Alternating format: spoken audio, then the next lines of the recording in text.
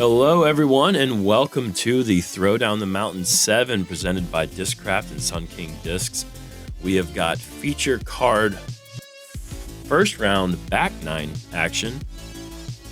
We've got big German commentary. I am joined in the booth by Simon Lizotte. Of course, I'm Jeremy Koling. And talk a little bit about Mr. McBeth. Yeah, I mean, I'm glad to be back on the mic here, and it's intimidating to be talking to 100,000 plus subscribers now. Yeah, so again, baby. huge shout out to Jomez for the amazing work. Paul, also shout out for the amazing work on the front nine, absolutely making this look like his little backyard course. You don't see too many courses where on the first round front nine, the players separated themselves 3 strokes from the field. It's pretty impressive. So. And when you were saying on the front nine, hole 3 is the hardest par 3 on the course. Actually, hole 4, sorry. Yeah. I was thinking maybe hole 10 might give it a run for its money. Yeah, this has certainly got its fair share of difficulty. This one doesn't have that uphill the whole way. It's just straight, low ceiling, 360. I feel like it plays much longer just because of how difficult it is. And that is a bad kick. McBeth is going to be in danger of his first bogey potentially.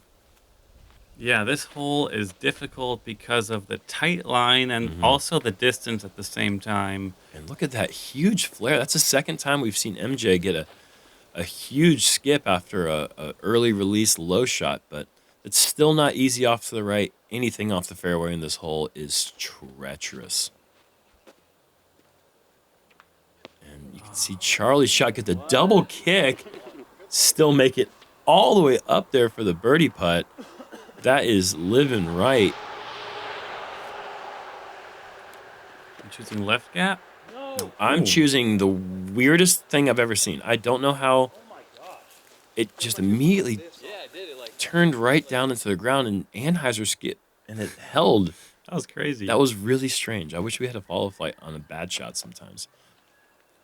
McBeth just threw a beautiful shot. I was over there looking at his line. I'm in a similar place. I would say this is one of the most closed gaps I've ever thrown through. And I couldn't believe... I was actually thinking that might go in, and if it doesn't go in, it's going down the hill. Very surprised to see that hit the pole. So for you, it's been 2 unbelievable scrambles in a row. 2 in a row, yes, because going back to hole 9, there's 2 shots in a row where I didn't see a line, and I just kind of picked and hoped. And look at this. Charlie just cans one of the hardest birdies on the course. Fantastic. Way to take advantage of that. Yeah, that's definitely a huge bonus birdie. After a drive that was almost off, you kind of got a good break there, took advantage of it. That's exactly how you do it. Yeah, and one of only 3 deuces carded on the day.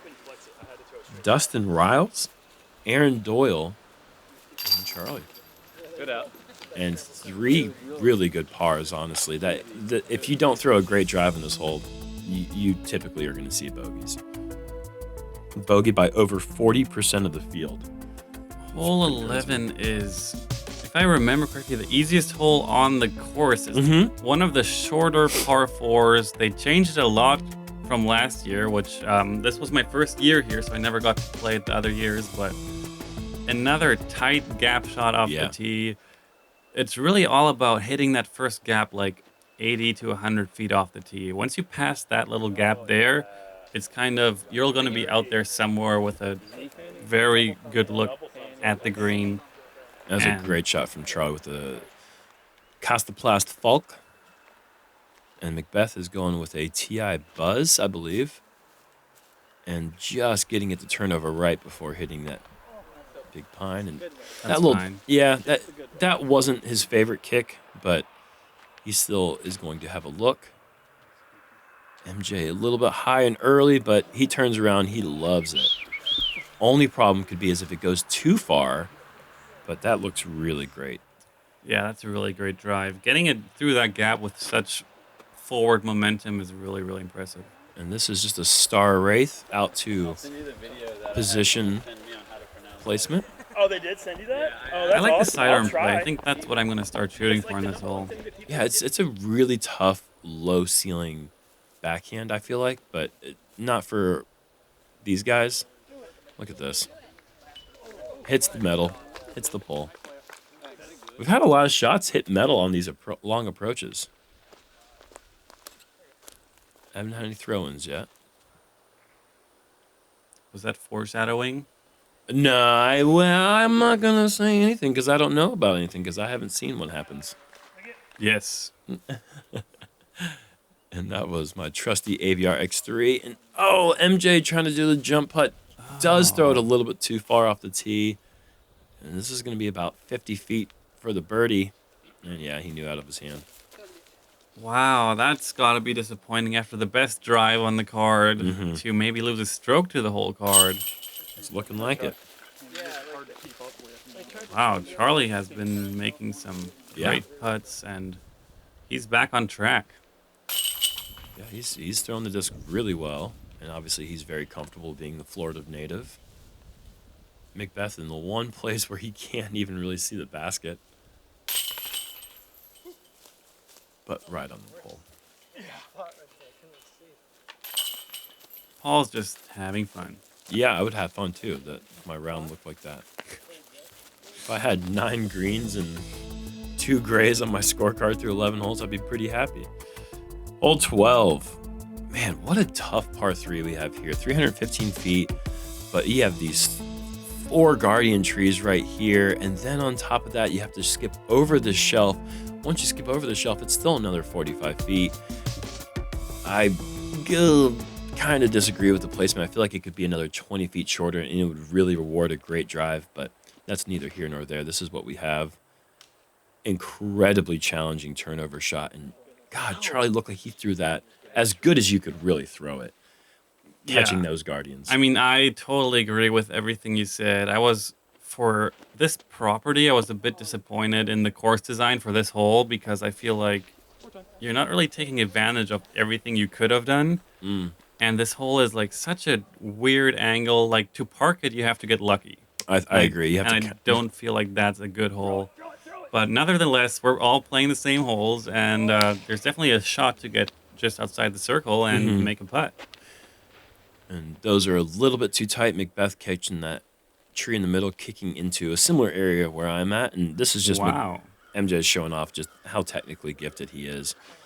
Unfortunately, catching that. I don't know how much further he really can get if he does miss the base of the tree there, but I mean, it was still impressive nonetheless to be able to lay it down in that tight of a fairway. Yeah, having a look for birdie in this hole is almost all you can ask for. And we need to get like a germ thrown from his knee counter somewhere because I feel like this is like the 5th or 6th time I've done this. Ooh, another medal. Yeah, catching a little bit of it. That counts as a dot. I agree. I think McBeth trying to make something happen. MJ with the only look for birdie here. Oh, just off. I knew I had the right height for my angle. Didn't know if it was on line. 2 times right in a row right there. So he's looking to adjust a bit for the last couple holes.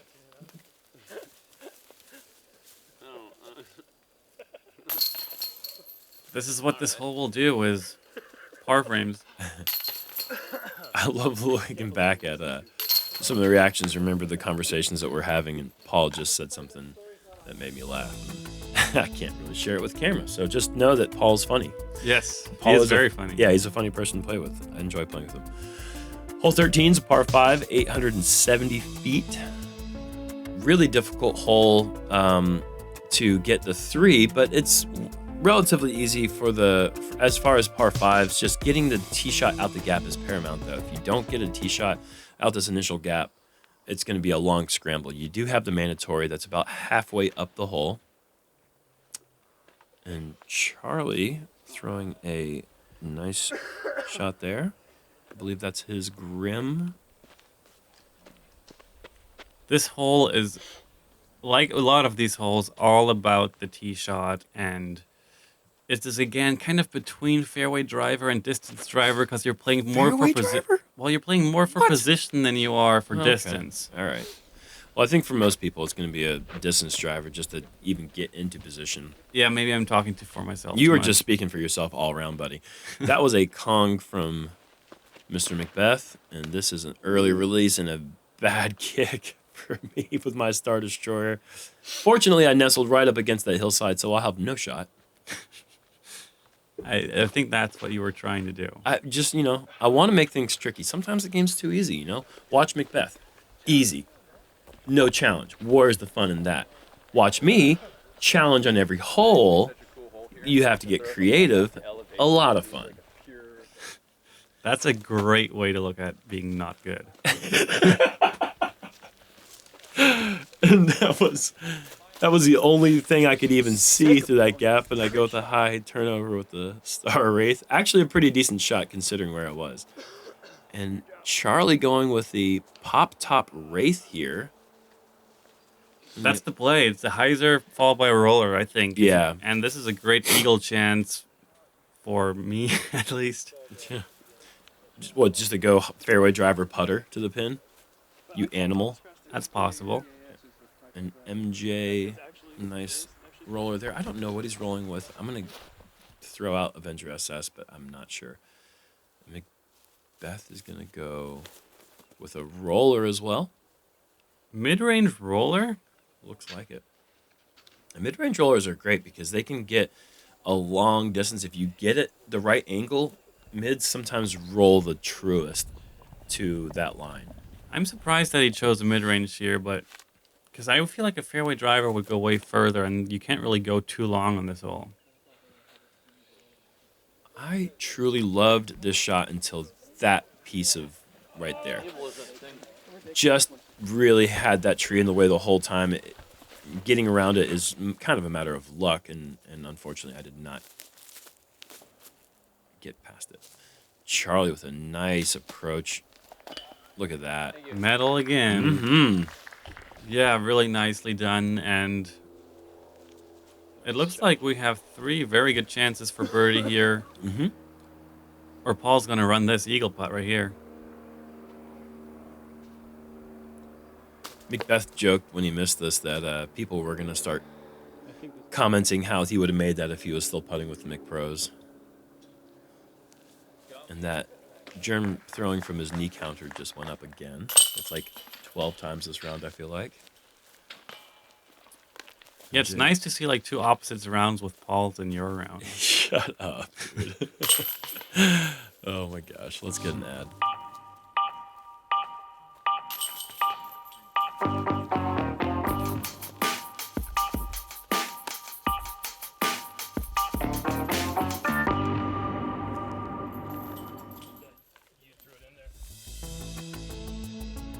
Man, hole 14, one of the prettiest par 5s you're ever going to see off the tee because it's over 1,000 feet away, and you can see the basket as clear as day. Not something you can typically see on a 1,000-foot par 5, but what else is there to say? Keep it straight the whole way. This out-of-bounds canyon on the right can come into play on the player's 3rd shots, but if things were to be made any more difficult, they put the basket on the hay bale right in front of a hill. Yeah, this is probably my favorite hole on the course just because it looks so beautiful. It plays great. Great shot by Charlie here. Really, all you're trying to do is you don't have to. Oh, Paul's throwing a mid-range. That's very surprising. Just going with the buzz, and he's just trying to throw it right at Mike in the background. Is that straight? I said, stop fading, and he looked back at me. I don't think I've ever seen a disc split a fairway in half better. That's like dead center. Yeah, that was a great example for all you want to do is play for position. Mm-hmm. MJ with the early release, we've seen that a couple times from him today, and did not get the kick he was looking for. Sidearm. Flippy Star Wraith, yeah, I like this for control. I just forgot the control part. And that's going to be off to the side with a really strange angle. MJ going with an overstable driver out, and I believe this is his Kong, and he wanted to throw something overstable, but that second skip. He's still okay there. You can still go Heiser, lay up, take a 5. Right. Still a par. It's 2 par 5s in a row here, which is. And let's just roll right behind that tree. It's just kind of felt like this rally. I'm scrambling. I'm trying my hardest. I'm throwing some shots that are okay and some shots that aren't okay. And Charlie is skipping off the edge of the fairway. He's looking for that anti-straight skip. Did not get it. Yeah, the real danger here is on the right side on the second shot. If you turn it over too much, there's like a cliff with water and OB. Yeah. So, as you can see, Paul's playing it very safe, short left, and he's not playing for eagle, which is a bit surprising to me. Maybe 10 under is good enough for now. Yeah, maybe. MJ just having to play for position, showing off the pro backspin. And I'm trying to maybe get some look at a long birdie putt after that layup second shot. And That looks like you achieved that. yeah, that's a 50-foot look, maybe 55. MJ throwing his ESP banger that he's always been well known for throwing very well. And that's a good scramble. He's going to have a 30-foot look for his par after never being in the fairway until basically that shot. That was a good sidearm from the rough for Charlie, able to get just around the pampas grass. They left this one patch of sawgrass right in the middle there, which is like 40 feet from the basket. McBeth doing the easy thing, just laying up. 45, 55, what are we talking? Whatever. Oh. I thought that was in. That was for birdie? Yeah, that was for birdie. Charlie. That was for birdie as well. And pampas grass catches even when there's no pampas grass, apparently. And MJ doesn't look. Means it's in. So Paul with the tap-in birdie and 3 tap-in pars. Charlie's asking if he has to mark it or if he can play from up in the grass and it's a part of the playing field. So there's a little advertisement for the Big Germ logo. So stupid. Very, very cool. Oh, gosh. That's fine. Shout out to the allergies that I got in Waco because it sounds like I got smoker's cough and I've never smoked a cigarette in my life. So if you hear that in my voice, just shout out to allergies, you know? They came out strong this year. Hole 15, par 4, one of the hardest holes on the course. It's actually the second hardest hole, averaging 4.93. I mean, that's a hard par 5. Yeah, this is all about position once again. This course can be so brutal if you're out of position, and this also is such a long par 4. You got to have a very long, straight, almost like a flex shot tee shot, and then the upshot is still OB left and still way further down there than you think. And Charlie just throws this out of bounds, but look at the love. Hits the barbed wire. You can see the barbed wire is playing a little guitar strum right there and kicks it back in bounds. MJ, that's the one mistake. You cannot hit this early tree. Sometimes it'll kick you out of bounds. Sometimes it's going to kick you in the rough on the left, but either way, it's never good. And I really wanted to see what this would do. It's a really understable Star Destroyer, but that Spanish moss just took everything out of it. And we haven't mentioned yet that we teed off. You're making the face like that was just a terrible shot. There's no way it could have been good. That's the face you're making? All right, that's fair. It wasn't a good shot, Simon. Stop making faces. MJ had to go the flick roller, but as I was saying just a minute ago, we have not mentioned yet that our tee time was 4:12. About an hour later than I've ever teed off before, ever. And that comes in play now. We're on the last 5-hole stretch of the course, 4 holes now, and the sun is going down quick. And it leaves for some beautiful shots for the camera, as you see the Spanish moss just glistening off the trees. But it's tricky now. I mean, we're losing light, and it kind of plays tricks on your depth perception a bit. Yeah, it was one of the main discussions before the round or the tournament was like, are these tee times too late because we're pushing dark? Yeah. I know last year, I think, or a couple of years ago, they were already finishing in the dark here. They were finishing in the dark, yeah. And Yeah, anything past 3 p.m. is already pushing it for late tee times we ever get. And 412 is definitely something I've never heard before. And MJ has pitched up really all he could do.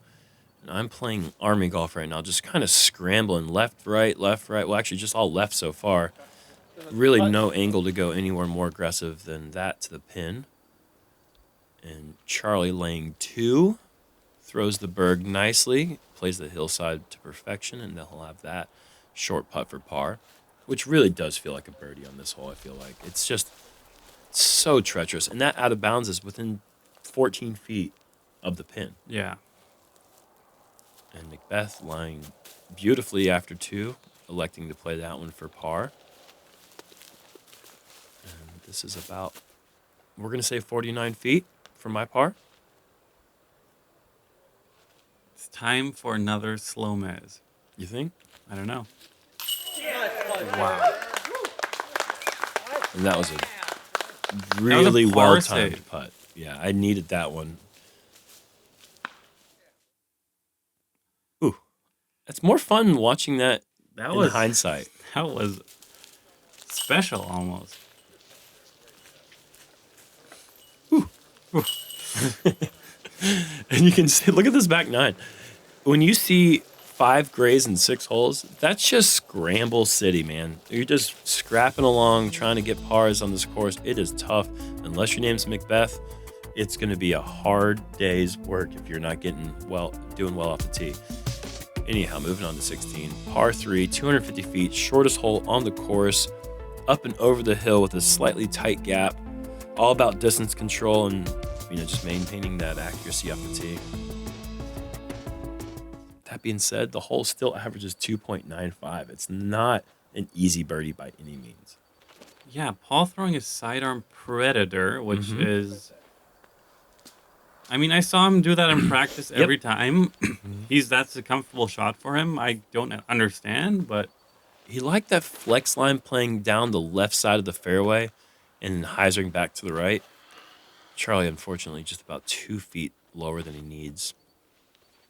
But I agree. I thought that the straighter shot was the play, and I'm going with a old school Champion Classic Rock, a disc that I love for these straight shots. Yeah, this is another blind hole. There's a couple of blind holes out here, and keeping this short enough is basically the challenge. As long as you hit the gap, you got to make sure to hit the gap and then not flying past the basket because it goes so far downhill. Right. I mean, you can see that basket's on the downslope, so if you get just a little bit long, it can scurry down the hill in a hurry. Like Seth Curry. I don't understand that reference. It just rhymed. Scurry in a hurry. Okay, never mind. I thought it was more clever. My rhyme scheme was a little blurry there. Back-to-back birds? Yeah, one was a par save, but there's a birdie. Yeah, right. Yeah, this is a good hole to pick up before tricky 17 and very tricky 18. Does he watch his putt? Oh, he watches it. See? When he's not sure, he watches. Exactly. That's what you got to look for. You don't even have to watch the disc. If you watch MJ's reaction, you'll know what happened with the shot. Yeah, he's very smiley right now. Pretty happy that stayed in. Yeah. MJ's a fun player to play with. Very talkative, but that's just the style of North Carolina. We like talking, throw around and having a good time. And I think that's why we all play. Hole 17, par 3, 380 feet. Another candidate for one of those hardest par 3s on the course at this low ceiling, out of bounds, left the whole way. It's a really tough shot to get anywhere near the green, but not too hard to play for par if you're just trying to avoid out of bounds. Yeah, when I was looking at the stats, I was surprised to see as many birdies as it had. I mean, it's only 12% of the field birdied it. And it's only the 9th most difficult hole. I thought it was going to be more up there because this is a super tricky shot with the OB. And the distance, again, this is right between kind of a mid-range and fairway driver for me. I was wondering how much... Okay, so it was a worse shot than it ended up with a nice little roll out. Yeah, 9... ninth hardest hole in the course. Ooh. MJ, this is the third time that we've seen this early high release and no good kicks, and that's going to leave MJ out of bounds about 150 feet short of the pin. Looking like bogey at worst for him. Charlie going with that falk again. He just has been throwing this disc so well all day long. Wow, that is Picture perfect. so good. Yeah, definitely earns every bit of that FollowFlight there. Just a nice flex. He really leans into his shots, doesn't he? Yeah, that shot, the cameras just never do it justice how good that was. It's so tricky. But yeah, you're saying ninth hardest hole in the course. Middle of the course in terms of, or middle of the road as far as difficulty, 3.15. So averaging over par is just middle of the course in terms of how hard these holes are. It's really a testament to how difficult this whole track is. Yeah, we averaged more than 3 strokes over par total on the course. And that comes up a bit short. McBeth will tap in his par, and we're going to have 3 pars, or 2 pars. This birdie here from Charlie. Incredible birdie. And we got 1 bogey from MJ heading into the last hole. Something about these cameras really capture all the light. Yeah. Because at this time, we're looking at, like, the sun is on the horizon line. We are not looking at much light. So we kind of realize at this point, we got to get through this hole pretty quickly. And we are on hole 18, the signature hole of this course. This Of is Florida. Why, of Florida. This Yeah. is why this course is called Throw Down the Mountain. And it should be called Throw Down the Mountain and Back Up the Mountain. Yeah, because that's essentially what we're doing. Exactly. You nailed it. Hole 18, par 4, 810 feet. An absolute smash off the tee box is going to put you in a good position, but then that second shot is really tricky. Oh, that's going to need to get down. And Charlie has not turned it over, and there is out of bounds. And Charlie has thrown it out of bounds. Yeah, this hole is the one hole that can really produce some numbers. Oh, yeah. You're scrambling on the whole course, but on this course, on this hole, if you go wrong, you're going wrong. And McBeth with a good play, throwing the forehand, but just Oh, he went OB. a bit long. And there's that little bulge there with this lake that has grown over the last couple of years. And that, unfortunately, is out of bounds for McBeth, but allowed me to kind of take a little bit of go to school on his line and go with a little bit higher shot so I didn't push as far forward. And that's exactly where you want to be. Right on that little cliff is kind of the ideal landing zone. MJ with an ESP Comet, getting it turned over nicely. That's exactly where I think he's looking to land. Yeah, this tee shot is one of the funnest shots we'll get to throw all year. And Charlie with a highly aggressive shot, trying to save his par. Just doesn't get all the way up, and that is going to be out of bounds at the bottom of the hill. So he's throwing 5? He'll be throwing 5. He'll need to get up and down for a double bogey. That looks like it has distance. Oh, yeah. Perfect shot from MJ. Top of the hill. He'll be parked for his tap-in 3 to finish and move to 5 under par. Yep. McBeth needs to get up and down to stay at 12, which is just insane. And he does. And I'm going with a champion eagle here, and out